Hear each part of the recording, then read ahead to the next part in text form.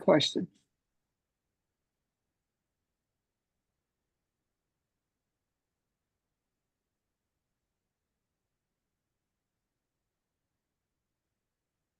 Grand Rising family. Pastor, this is Evelyn. Mm-hmm. Before we get started, I would like to pay homage to our ancestors and show respect and honor and reverence for them. And have anyone else seen the statue in New York of a female? They call it Big Mama statue. I have not. Yes, I saw it. What's the history And behind to me, that? I'm sorry. No, I'm sorry, Evelyn. I was asking, what's the history about it? I heard, I saw on social media someone talking about it. How did it come about? I'm really not sure, but it was on my For You page. And when I saw that, I'm like, okay, that was letting me know too that the ancestors are moving on our behalf, on behalf of mankind. So that's why I asked the question. But anyone can see it because it's out there, and I think it's on Times Square, in Times Square. But yeah, Nick, do you have any insight into that?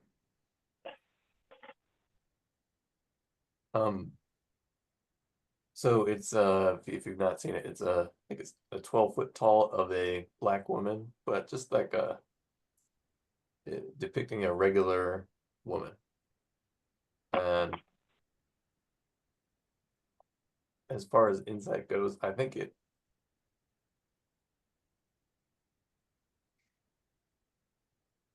is the sort of often overlooked sort of energy of the quote unquote regular black woman that is being sort of depicted here.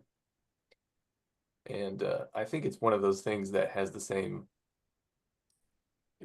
impact as like the Black Lives Matter that was written on the street, near the White House in DC. Yeah. Which they have removed. But if anything,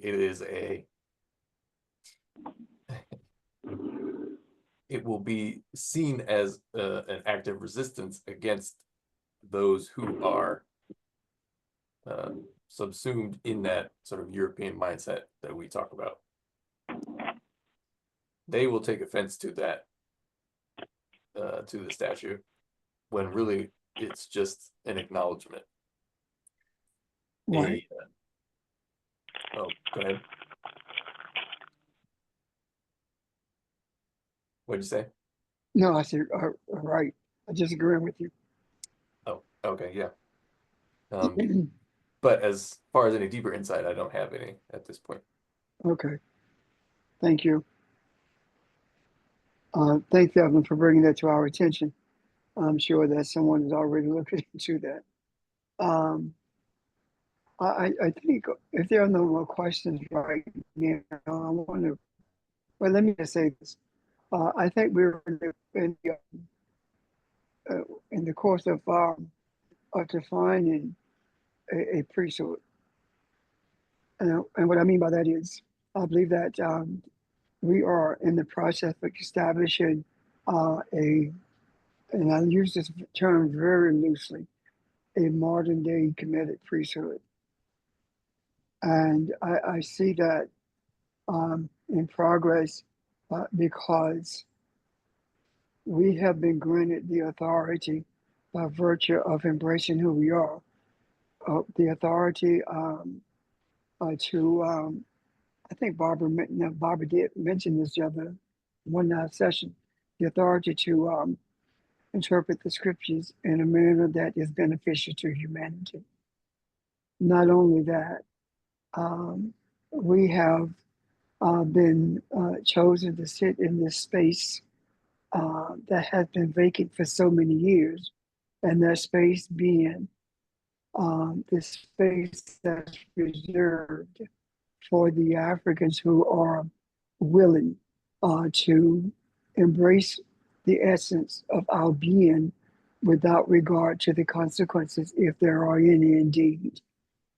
the struggles that we are dealing with and have gone through are there to make us strong, not to weaken us. And in doing so, we are not only being strengthened, but we are also being given greater visibility spiritually in terms of our Godship.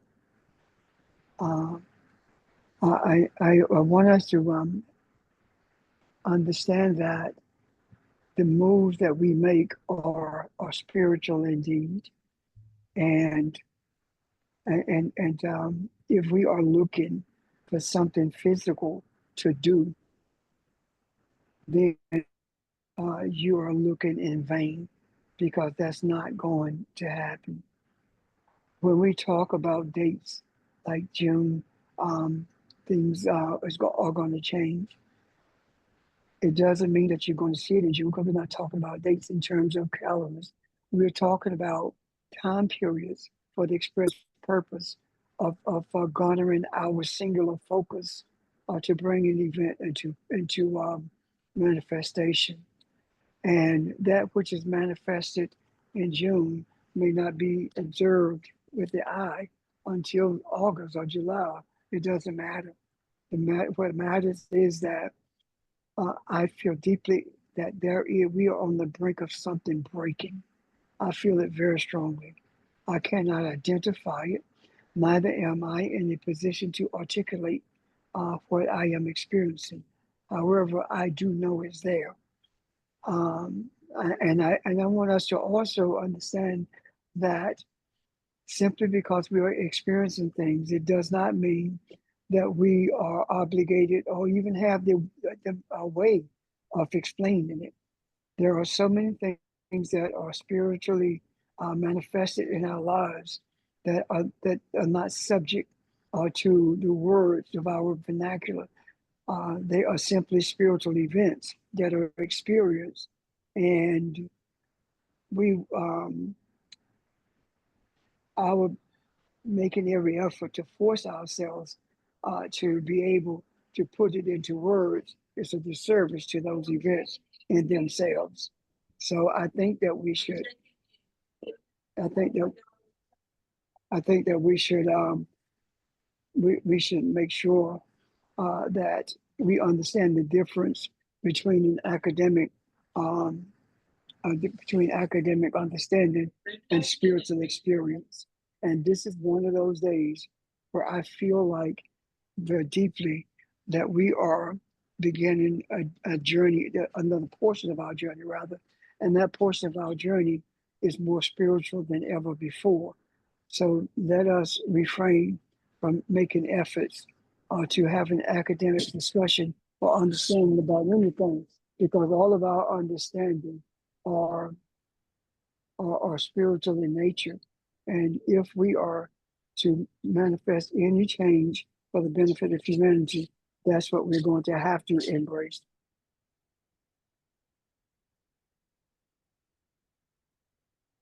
Questions or comments?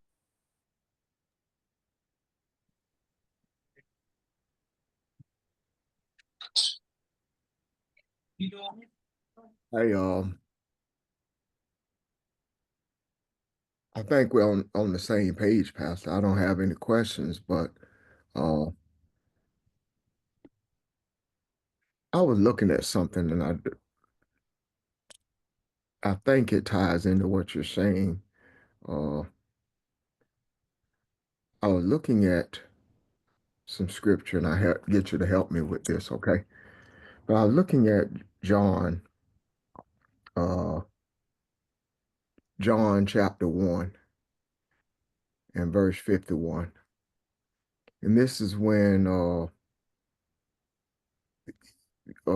wisdom says, he says, truly, truly, I say to you, or deliverance says, excuse me, I say to you, you will travel, you will see the heavens open and the angels of God ascending and descending on the Son of Man.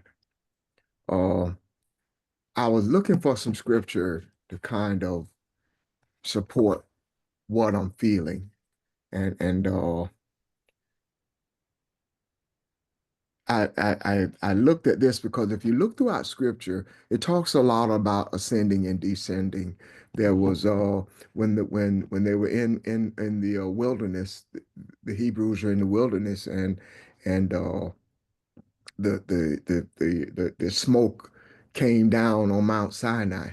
It talked about the fire descending and descending and what that meant.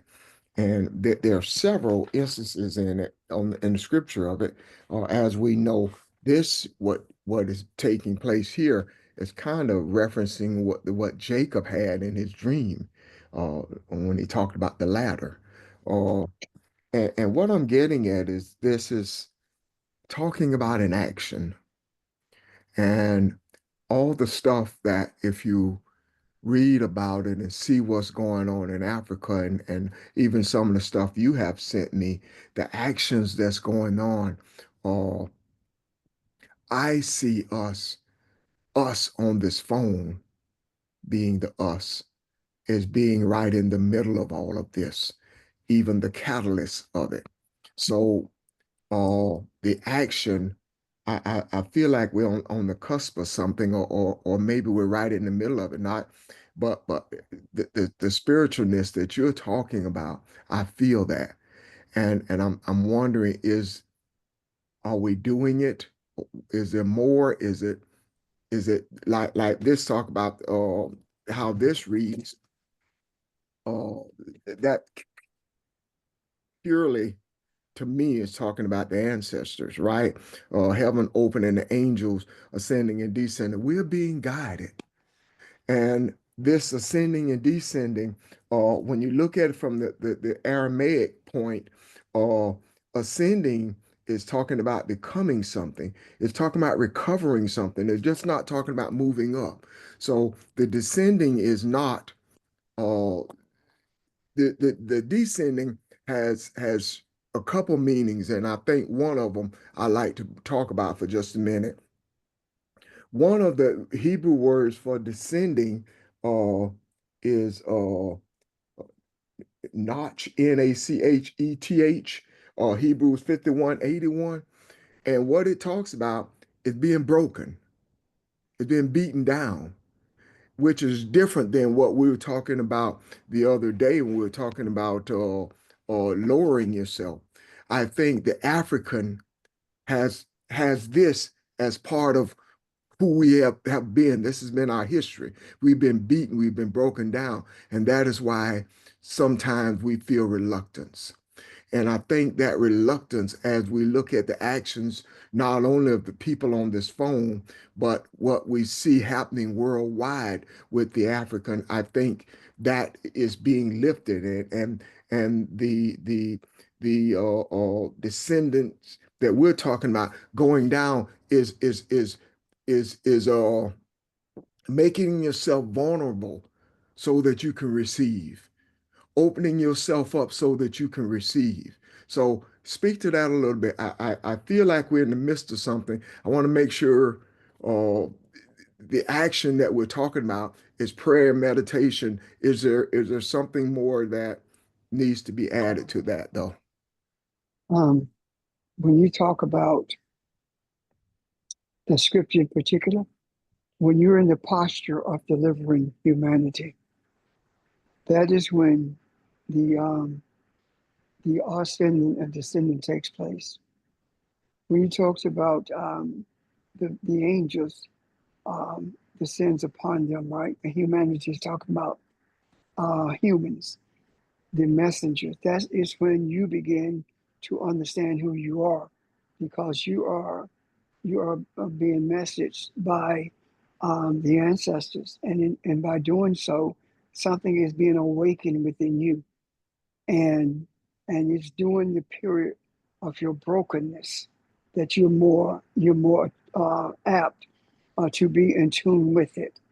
If you feel like everything is going your way and your life is great, then you have little desire to pay attention to much other than the course of your life, because everything is great for you.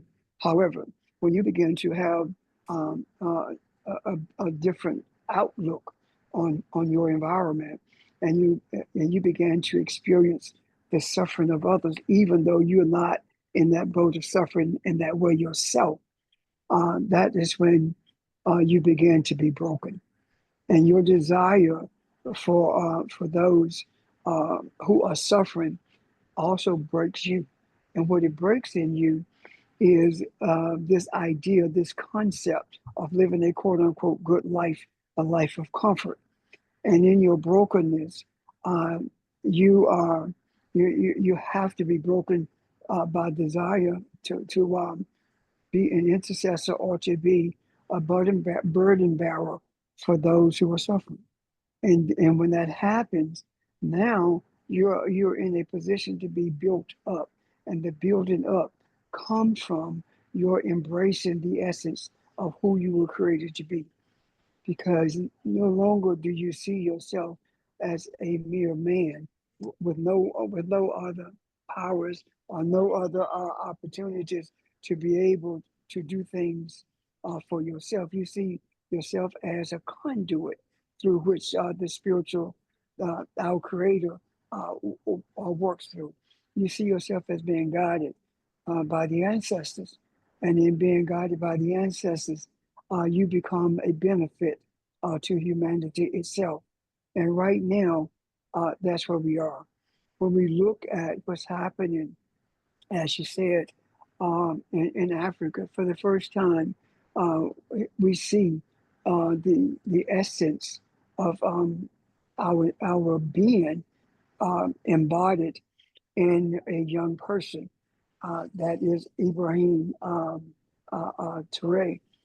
And one of the things that helped me to see that is when Saudi Arabia offered 200 mosques to build 200 mosques in Burkina Faso, and the Saudi Arabia were told by Ibrahim that they don't need mosques. The people can pray any place. The people in Gaza praise anywhere, and they needed hospitals and businesses and they need schools, etc. So what I'm saying is this: this is the first time that I can remember a movement that is international, meaning that not only the Africans on the continent, or not only not only the children of a Cabelon on the inner Cabelon, it is also your Cabelonians, the descendants of a Cabelon in other places around the world, the diaspora of the descendants of a Cabelon, or in speaking with one voice with Ibrahim Chile. And in doing so, they are invoking the powers, the strength of the ancestors. And this is the first time that has ever happened. And the reason I say that is because in my studies, what I've seen in the past is that there were efforts to bring about a government, a type of governance that was predicated on the governance of Western societies. In this case, it is not so. There is a move to bring in a form of governance that fits the essence, or fits the historical what excuse me, the historical governance of African nations, like the Kingdom of Mali or the Kushite Kingdom, etc. So right now, it is imperative that we understand that none of this is physical. I have never heard so many people have an invocation towards the guidance of the ancestors as I have now, and when we see how deeply committed our people are to this change, we began to see something that we never experienced before. For example, when the Mau Mau in Kenya um, fought against the British, when Jomo Kenyatta came to power, what he did, he actually separated himself from the Mau Mau and embraced the invaders or the colonizers, and that in itself he lost the support of those who were fighting for independence, because he was fighting to be like the oppressor in terms of the governance. And the reason I do believe that the civil rights movement in this country went no further than it did is because it was doing the same thing. The civil rights movement in this country was based on the movement that Jomo Kenyatta brought into play with the Mau Mau. And both of them were doing the same thing. They were seeking to have a governance. One was seeking to govern a nation based on the British governance, and the other in this country was seeking to be accepted on the terms of the enslavers, as opposed to seeking a governance that would be inclusive of all people. So right now, we are in a place where we are beginning to embrace a type of governance that will include everyone on this earth, and a type of governance that is guided by the ancestors, and a type of governance that is totally spiritual and as opposed to a type of governance that picks and chooses who is going to elevate, or who's going to benefit from the governing powers. So right now we probably have lived. We probably don't have much realization of it yet. What we are seeing, at least what I say is experiencing right now, without being able to articulate all the nuances of it, is the establishment of a spiritual government, a spiritual body of governance. When the president Ibrahim in Burkina Faso, one of the first things he did was remove the wigs from the judges. In Niger, as well as in Mali, they did the same things, meaning that they were stripping themselves of the European mindset when it comes to governance. These outward things that they were stripping themselves are very important, because these were symbols of enslavement. These were symbols of disempowerment. And when they stripped themselves of it, they began to have a mirror of who they are. Shall I say, we as Africans began to have a mirror to show us who we are. And from that point forward, what we have seen is efforts to destroy the movement, to destroy this journey to bring balance and peace to humanity. But what we have seen an increase in is white Christian nationalism worldwide, to bring an end to this, and by increasing the efforts to Christianize, or to keep in hand the Christianity, so that our people especially can be controlled by Christianity. I believe that COVID was an opportunity to strip our people of the bondage of the churches. And that is the reason why there has not been that many who has returned as they thought they would. And regardless of the condemnation that they are receiving because they refuse to go back, they still won't go. Some of them don't know the reason they're not going back, but there's something in them that says that there's nothing there to go back to. That is important.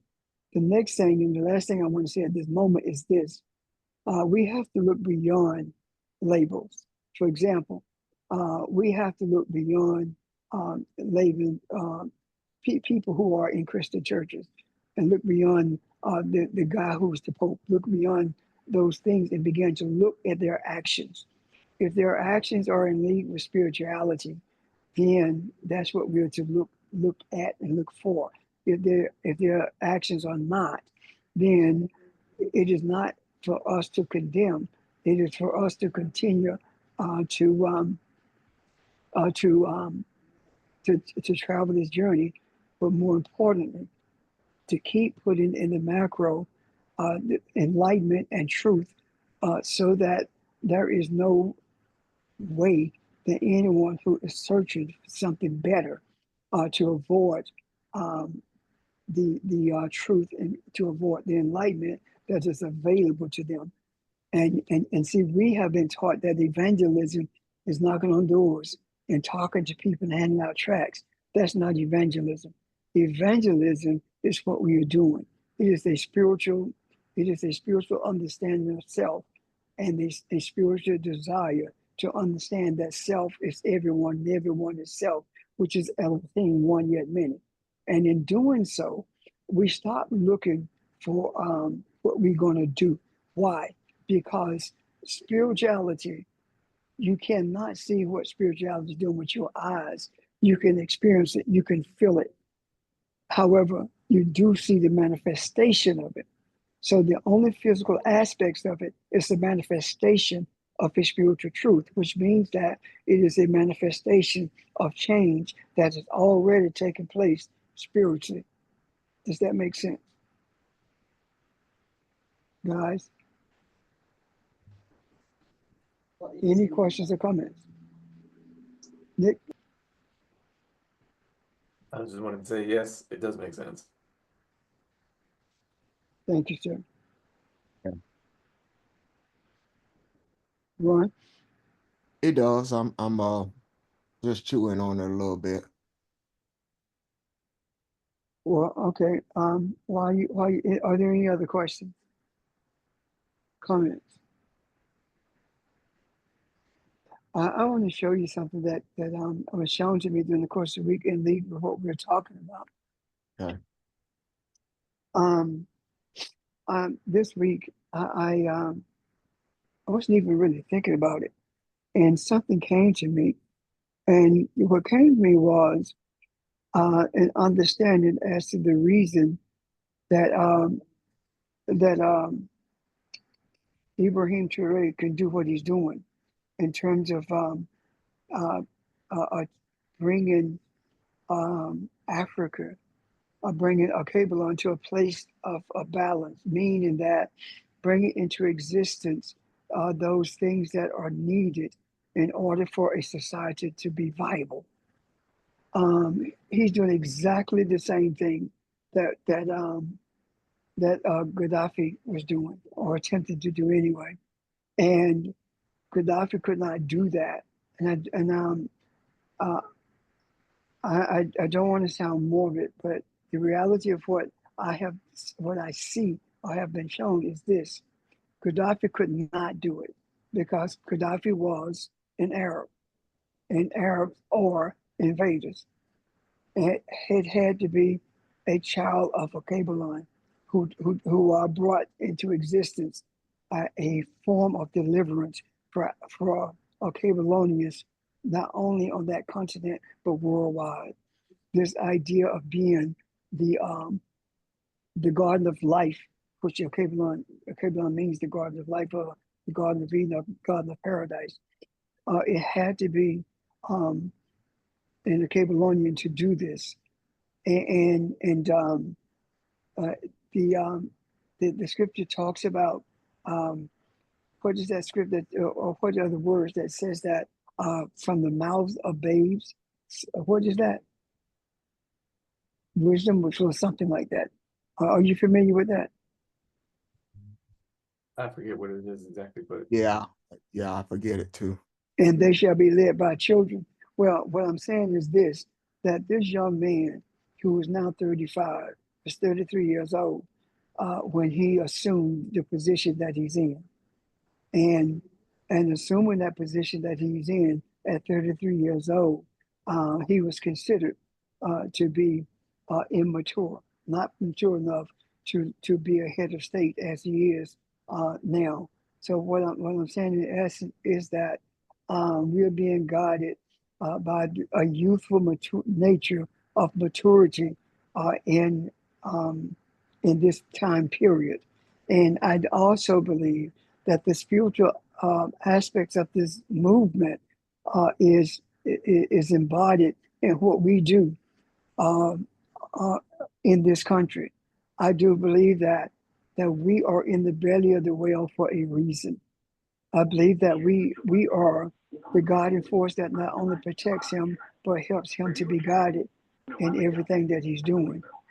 Um, I do also believe that that this guidance that that that he uh, that he's receiving comes from what we do as well.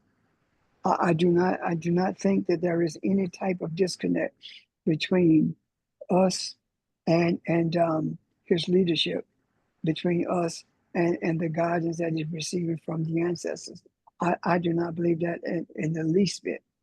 I have never heard such a worldwide outcry um, because the attempts to assassinate someone, as I've heard about the attempted assassination of Ture, especially the last one that was put in motion, and his telling Trump that he would not come to this country to meet with him. That in itself speaks to maturity. It is my belief that they were going to do the same thing they did to Nkrumah. Once he got out of the country, they were going to overthrow the government and not and disallow him to reenter. So I see the wisdom in what's happening there, and I do believe that we are a major part of this wisdom that's being put into the macro for the changing of the guard in terms of changing the journey that humanity is on, so that this journey can be one of beneficial advancement as opposed to beneficial to only a handful of people. I'm done. Questions or comments? Pastor, Yes, that was Psalm 8:2.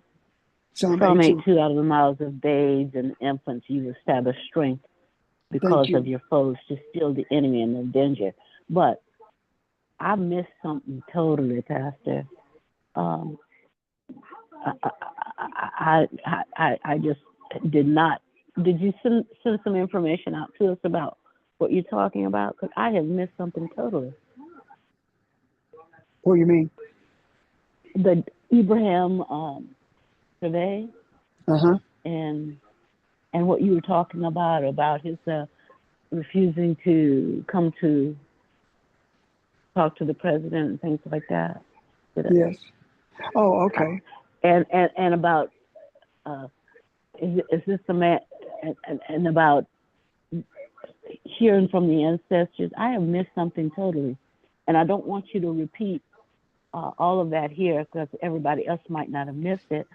I can always call you later. Yeah. Okay. But just in case there are people who never heard of what we're talking about, Burkina Faso and Ibrahim today. We're talking about Can this. you spell that? Can you spell Nope. it? I mean, say the name again. Ibrahim. It's actually Ibrahim. the Arab for Abraham. Mufasa. Did you say Mufasa? I am. Nick, spell that. I know you're looking at it. Yeah, I'm looking it up. Ibrahim Okay. Traore. Traore. Yeah. How do you spell that? Traore.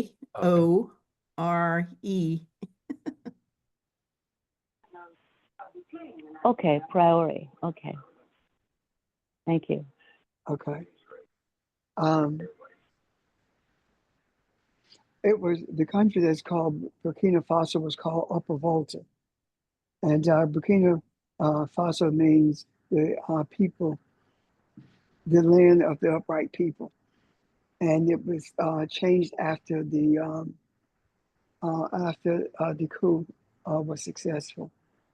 And what happened is that this is a West African country rather, that is in the belt of the Sahel, which is a band that separates the northern Africa from southern Africa.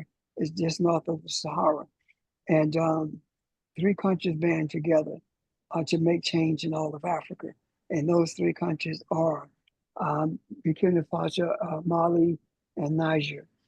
And those in Niger and in Burkina Faso, I'm sorry, in Niger and Mali joined with Burkina Faso. And since then, there have been other countries who have made the same decisions.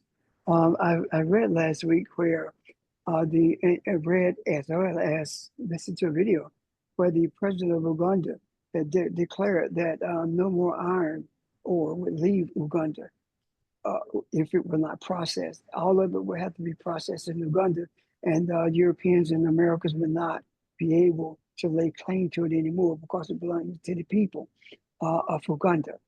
And of course, that's yet to be seen.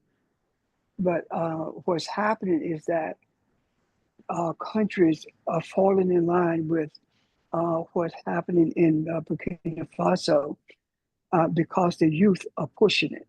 The youth are the ones who are out in the streets, banding together to make sure that change takes place. And it's no different than what took place in this country. The difference in it is that the margins in this country wanted a piece of the pie, wanted a seat at a table that was dripping in blood, the blood of the ancestors, wherein the youth of today are not asking for that.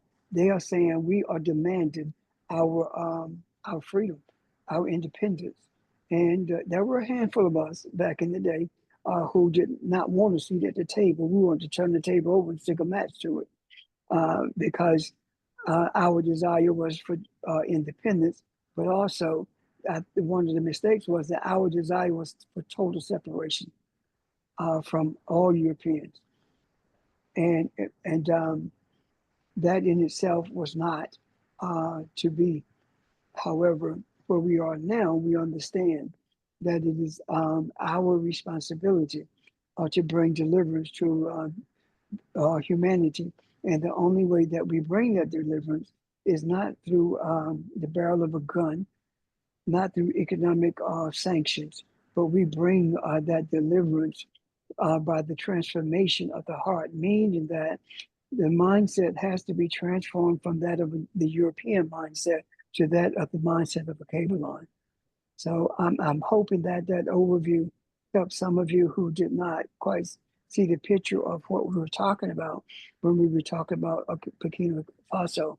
And of course, Bob, you said you could call. Of course you can. And any of you can make that call if you choose to. And I'll do my best, or you call one of the other teachers, and I'm sure that you will get the information that you're seeking. Actually, there's some stuff on Facebook, and I'm not on Facebook, so. And neither am I. I'm not on Facebook. No. You And do. I would tell you the reason I'm not on Facebook is because during the first Trump election, some this white pastor I know that I know made some statements, and I responded to them on Facebook. And then I caught myself. I said, you know what? It's not even worth it, because I haven't been on Facebook for quite some time. And after that, I deleted my account. I can't get caught up in that mess. So I just left it alone.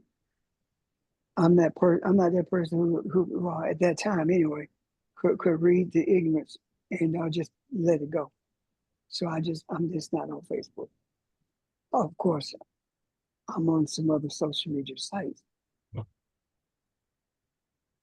Okay. anyway, Interesting. You said the word, one of the definitions for the word ascend means to stand upright. And you said that was the name of the country. I just thought that was interesting. oh yeah, it does make sense. Yeah, okay. I can see the correlation. So when it says the land of the upright people, it is the consciousness of the upright people. People who stand for right. Yes. Any questions or comments?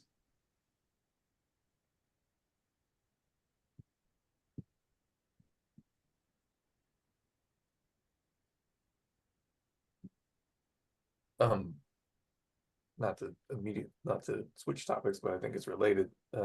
Mhm. in a way, is the election of the new pope as a Yeah, basically so far, the more I've learned about him, the more I liked him. me too. He's still the pope, but I expected them to go in a much more uh in the same trend as Donald Trump, being sort of a representation of the right wing white supremacist mindset that is sort of the tide pushing all this forward. Uh, in terms of what we see socially and politically, I expected them to go with somebody who was more like that, but I think they went with somebody who was less like that. And as evidence of the fact that they probably went in the right direction, I keep seeing reports that MAGA, the Trump supporters in general, are generally not pleased with the new pope. So that's probably a good thing. Absolutely. So we'll see. The pope is the pope, but I see that as being part of the uh, growing resistance against the concentration, or the what's the better word, the consolidation or condensation of the sort of white supremacist negative mindset that is represented by the United States and quote unquote the West, that seems to be ramping up.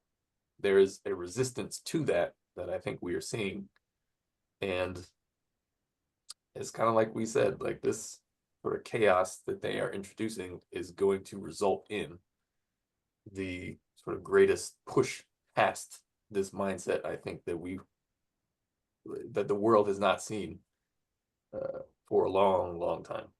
Yeah. So He has a Haitian background.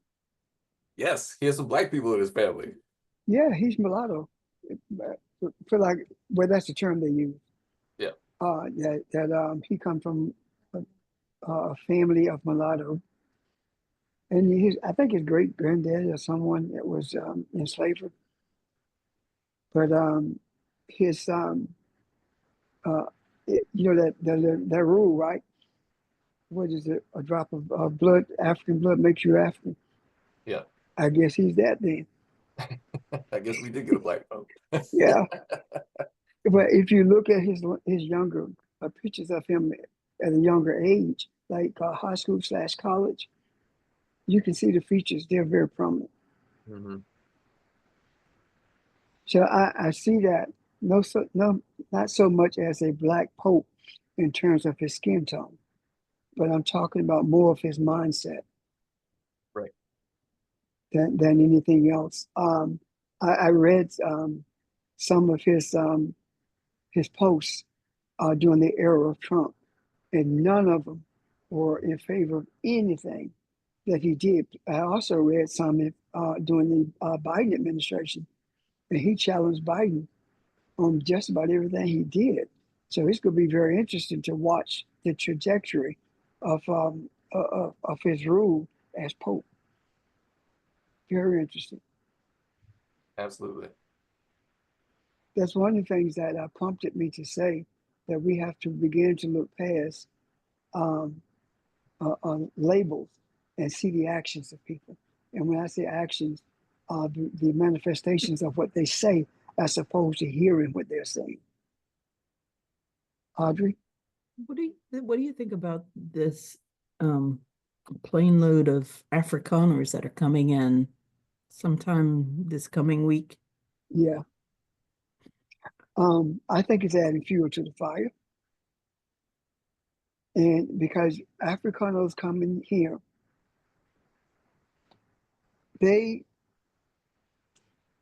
MAGA thinks that the Afrikaners who come in here are just like them, but they're not. They're worse. Right. They are far worse than they are. And where they are trying to keep things undercover and they're trying to control the messaging of what they're doing, the Afrikaners have no filters at all when it comes to that. Can So I? yeah, I and I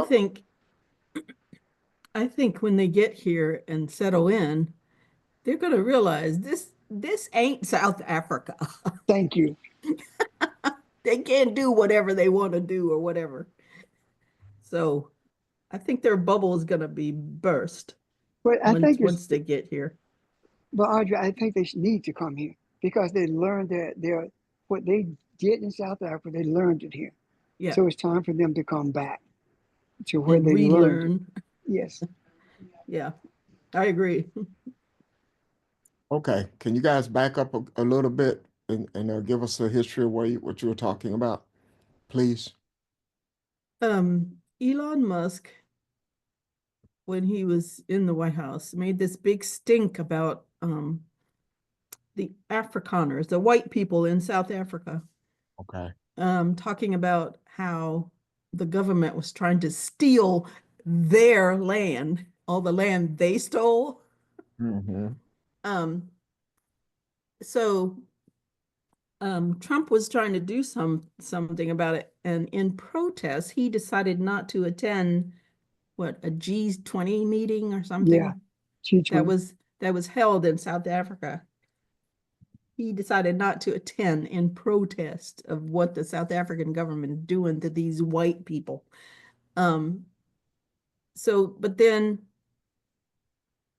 he decided to invite those oppressed white South Africans to the US. So apparently a few dozen of them decided to come, and they're supposed to arrive this week, and they're going to be given all the things that MAGA made a stink about that refugees get. They get initial financial help, they get help finding housing, that sort of thing, and they get it for a few months until they, settle in and find a job. So now Trump is going to give all of those things to these people who are not officially refugees, but they're getting refugee benefits. Anyway, they're supposed to arrive sometime this week. Okay. Thank you. Any other questions or comments about that? Yeah, just as a general overview of this sort of the way this white supremacist, global colonizer mindset works. South Africa and Israel are two outposts of that mindset. South Africa is the African one. Israel is the Middle Eastern one. Those are the racism colonizers, or whatever that sort of core selfish desire is. And it just seems like since these two outposts of that mindset are being so focused on, and so I don't know, it's almost like their stability is being shaken and they're being recalled back to the homeland. And I think that's just another example of the way in which this resistance to that mindset is rising in these different parts of the world. The only people possibly worse than the white Afrikaners in South Africa are Israelis. Yeah, I'm telling you, man. So that is playing out horribly, of course, in Israel. I mean, but I think the same phenomenon we're going to see that more and more. Like they're isolating themselves from the entire rest of the world, and it's just going to be them and us. And as soon as, quite frankly, the baby boomer generation passes away in this country, they're done, I think. But anyway, I just wanted to point that because those two, South Africa and Israel in particular, are very much related. They have a secret, messed up relationship, but they're all, the colonies of what this mindset is. But they've always had that Spanish relationship. Yeah, because there are many, many, many, many, many Israelis who immigrated to South Africa. And there are many, many Nazis who are immigrated to Israel and South Africa. Because Elon Musk, daddy, granddaddy, went to South Africa because of Nazis. He was a Nazi. and he went to South Africa to express his belief because they were more in line in South Africa with that of the Nazis. Yeah. So, any questions or comments? I just funny. I just listen to what you guys saying that the Nazis took refuge in South Africa. I mean, in Israel. Yeah, there are Nazis in Israel, and there are Nazis in South Africa, and there are Nazis. They took place in South America. Yeah. This whole thing about Israel and Hitler is not what is being told over the airwaves. If you dig deeply into the history of of what happened there, you will find that there were a lot of Jews who were Nazis, who are participated in what happened to the Jews.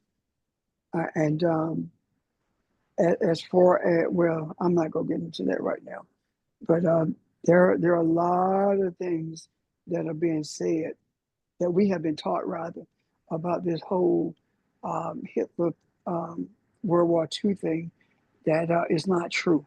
And one of the biggest lies that's been told is about America being in support of the Jews as opposed to Hitler, when in reality that was not true. This country did not want to see a Jew anywhere except in the grave. That was the attitude of America towards Jews, and the only reason that attitude shifted is because, as Nick pointed out, they became an outpost in the Middle East for Great Britain, the U.S. and France, but more importantly, Great Britain, because Britain is the one who was the primary sponsor of the Eastern Europeans being settled in that part of Africa. And the British were the ones, supported by America, of course, who removed the Palestinians from their land. And it was supposed to be a 50-50 land share agreement. The British did that along with the Americans. And both of them did it for their own benefit. And that is the reason they support it so strongly. And what is happening, like in America right now, the only people you can't say anything about is Jew. A Jew can murder somebody, and you say that that Jew was wrong for killing somebody, and now you're anti-Semitic. That's the mindset of this country, but the same mindset in Germany. The same mindset in Germany.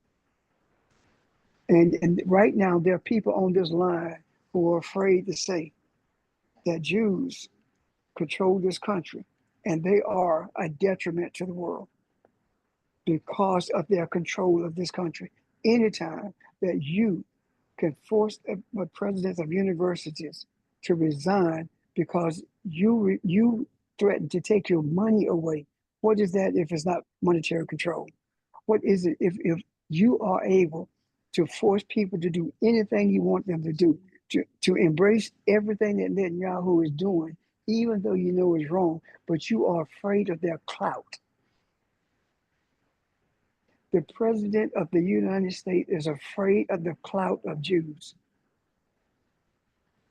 And right now, people on this line are shaking in their boots because I'm saying this.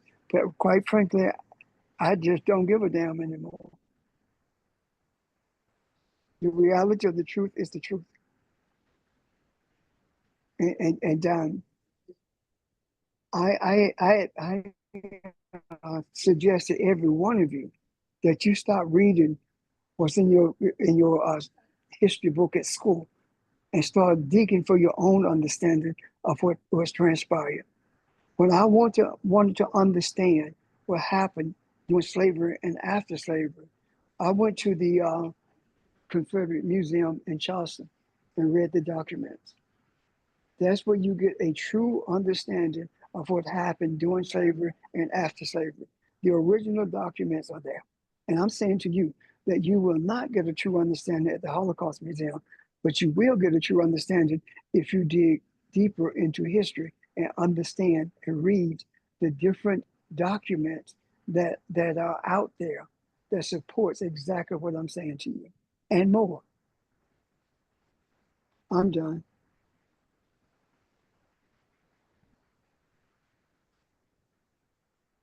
Just like Joe Biden said, you can look up his, statement in Congress or whatever. If Israel did not exist, the United States would have to create one.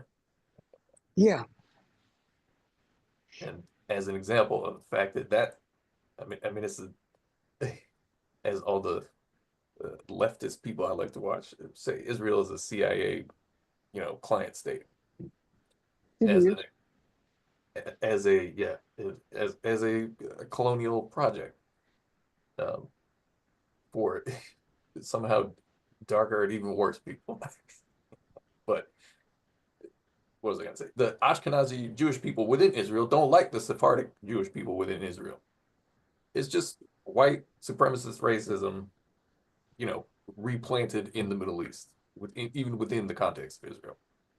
Well, and the Sephardic Jews are the real Jews. Yeah. And America, there's a Jewish, an invisible Jewish plebiscite in this country that's protected by this country. And that a plebiscite is a country within a country. Usually it is land that is set aside for a group of people that's protected by the UN to live within the boundaries of another country. And it has international boundaries itself.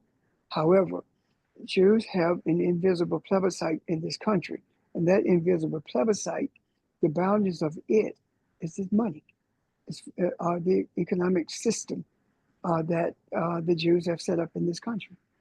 That's just the bottom line. The Rothschilds were Jews. And they have always controlled the financial system in Europe and in America. So there's a lot of history involved in this that we don't get into. But I do think the day is going to come when everyone is going to have to admit what's right in front of their faces.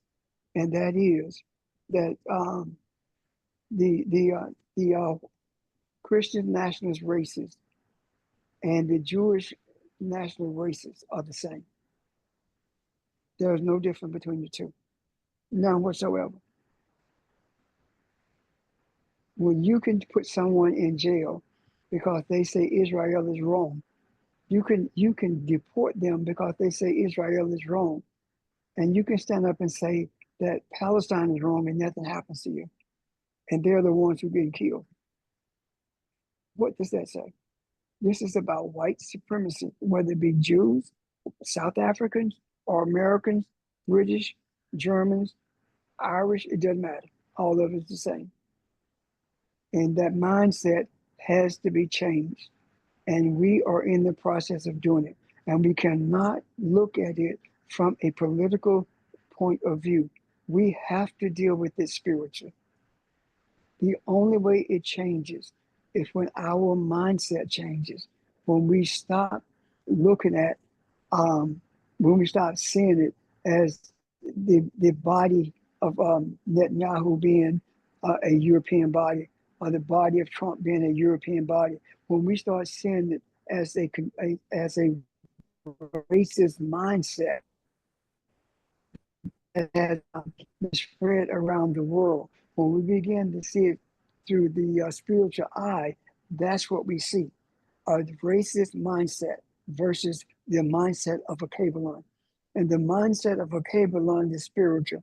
The mindset of the racists is material, because it's based on the acquisition and control of the resources of this earth for the benefit of Europeans.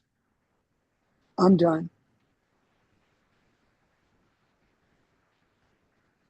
If we are done, I want to give an overview, if I may. Are there any questions before I do this? Yeah, I just got one comment. I think sometimes we don't realize the power of our words and the things we say. we continue to use the term Middle East. There's no such place as a Middle East. And I think that empowers it when we say that. That's Northern Africa, or it's a part of a cable line. And I don't know. I just think about that every time I hear that term Middle East. And that's what I think about when I hear the term Africa. It's Yeah, that cable same line. thing. Yeah, same thing. Same thing. Same Yeah, thing.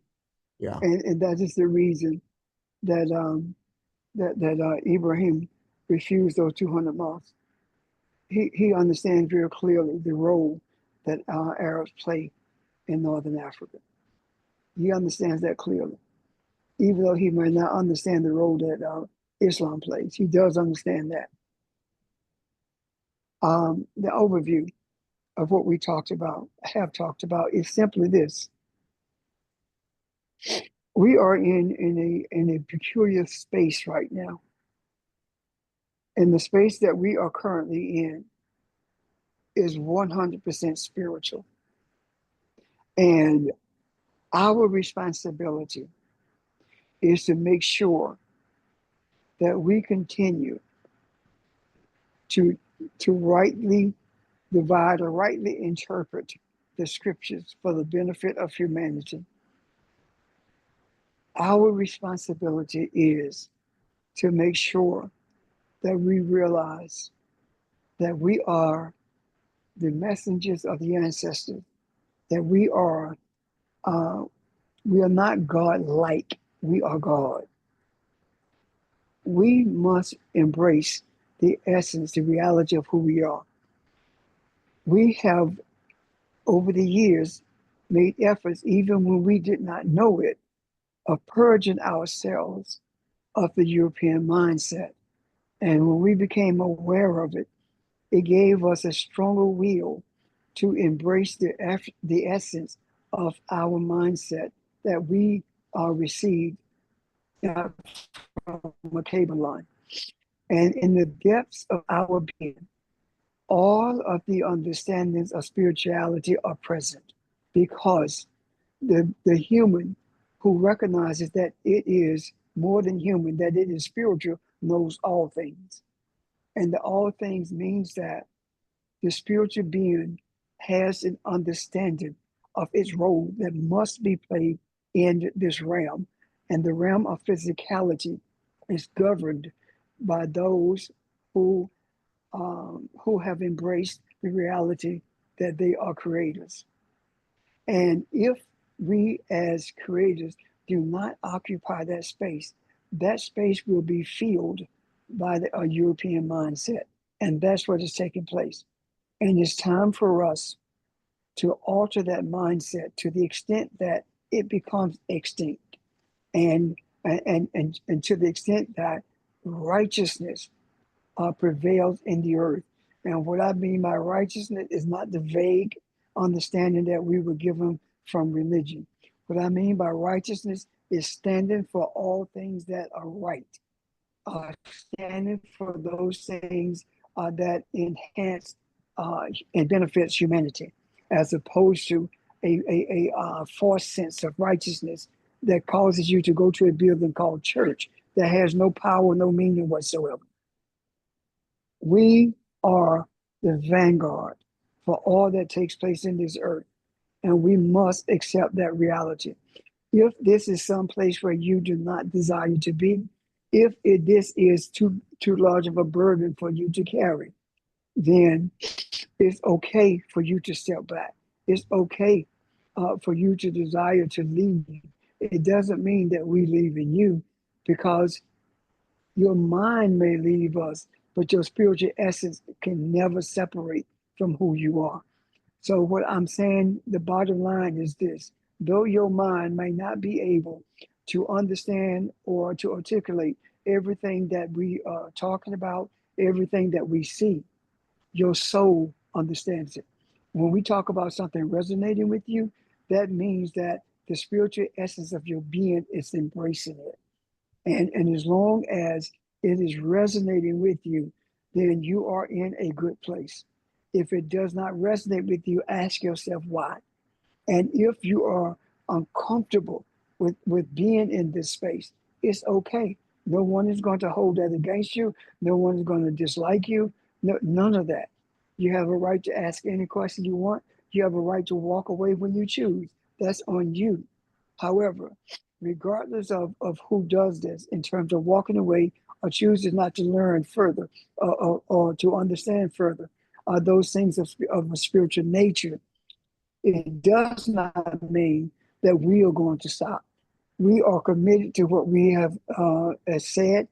We promised our Creator that we would make sure that at that time we were thinking about the end of humanity in terms of the ice age and stuff like that. But what I understand now, what we understand now, is the end of humanity was that we were protected was if the mindset of the European is allowed to continue to control the earth to the extent that the mindset of the European becomes the mindset of everyone in this earth, then that's a problem. That is the end of humanity. That ends humanity. And that mindset we must change. Because if we don't change that mindset, we are going to continue to witness the destruction of humanity through poison in foods, through the barrel of a gun, through nuclear weapons, through the lies that are told in history, through indoctrination that causes people to be ashamed of who they are, and the lies that have been told that erases the history of what's real. So we have an obligation to stand our ground, to stand solid. We have an obligation to be that shield for humanity so that the Babylonian mindset will prevail in the earth.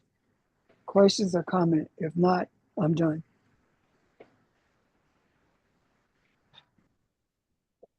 To that, I alone say Ashe. So, Ashe. Ashe. thank you. Ashe. So I'm done. If there are no more questions or comments. Okay. Wait, Pastor, before we get off, Mhm. and I know you guys said that we will revisit what I told about to the family about that statue, but I did some just a little bit of research and listening too at the same time, and it says the sculpture is part of a series called Grounded in the Stars, which organizers say confronts preconceived notions of identity and representation. To have this work here is making a statement, potentially asking questions about what we value as a city, as a society, and hopefully it's a tribute to our shared humanity. Times Square Arts Director Gene Cooney explained. But there's more about this. This is on CBS as well. But again, like I said previously, that I know you said that we will revisit this, because to me, I see more than what's on the page. That's all I want to say. And again, Ashe to what you said with the overview. Okay. Thank you. And we will. I think that's the gist of what Nick said, but I haven't read it, which means that the ancestors are giving us direction and guidance. So we are seeing things that we have never seen before. I'm done. You guys have a great rest of your day. And I look forward to our being together again tomorrow at 11 o'clock. Good day. Love you guys. Thank you, everyone. Thank you. Thank you.